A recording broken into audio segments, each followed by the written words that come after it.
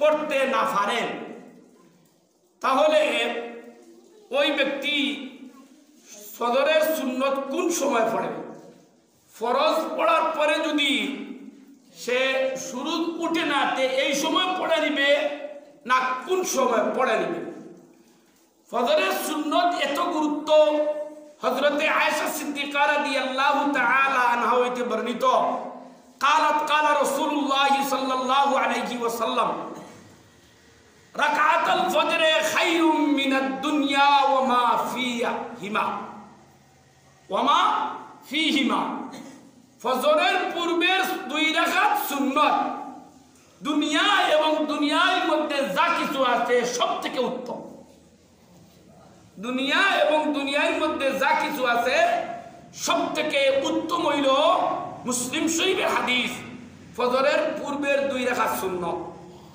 এখন আমি পড়তে পারি না, হয়তো জামাত শুরু হয়ে গেছে, এই মাসলাটাও বলে দেই, জামাত শুরু হয়ে যায়, আমার ফজরের সুন্নত বাকি রয়েছে, পড়তে পারি না, তাহলে আমি দেখব আমি যদি ইমাম সাহেবের শেষ রাকাতের রুকু পর্যন্ত ধরতে পারি, রুকু পাওয়া মানে রাকাত পাওয়া, রুকু যদি কোনো ব্যক্তি পায় তাহলে রাকাত পাইল, রুকু যদি ধরতে পারে তো ওই ব্যক্তির জন্য প্রথমে ফজরের সুন্নত পড়বে, পরবর্তীতে জামাতে শরীক হবে,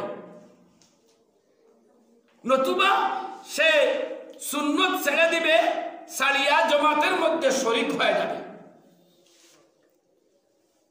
এখন মাসলা হলো আমি তো সুন্নত পড়তে পারি না, ইমাম সাহেব যখন জামাতে শেষ করছেন তখন শুরু দুটার সময় রয়েছে, আমি কি এখন সুন্নত পড়তে পারি? এই মাসলাটা হলো না, আপনি যখন ফজরের ফরজ পড়ে নিছেন, সুন্নত পড়েন নাই, তাহলে এখন আর আপনি সুন্নত পড়তে পারবেন না। এই সুন্নত পড়তে হবে আপনি শুরু উঠার পরে। এই সুন্নত যদি আপনি পড়তে চান তাহলে পড়তে হবে আপনি শুরু উঠার পরে।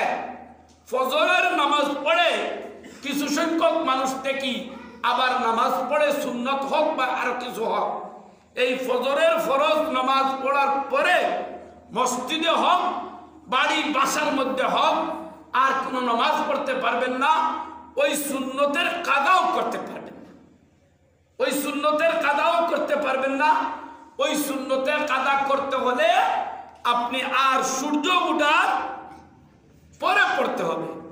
ইদা ফাতাতু রাকাতাল ফরজে লা ইয়াকযিহিমা ক্বাবলা তুলুইশ শামসি, যখন আপনার ফজরের সুন্নত কাদা হয়ে গেছে, ফৌত হয়ে গেছে, তখন সূর্য ওঠার পূর্বে আর এই সুন্নত পড়তে পারবেন না, অন্য কোনো নফল নামাজ পড়তে পারবেন না। অন্য সুন্নত নফল নামাজ পড়তে চাইলে আপনি সূর্য ওঠার পরে এটা আদায় করতে হবে। হেদায়া প্রথম খণ্ড 152 নম্বর পৃষ্ঠা, ফতওয়ায়ে শামী দ্বিতীয় খণ্ড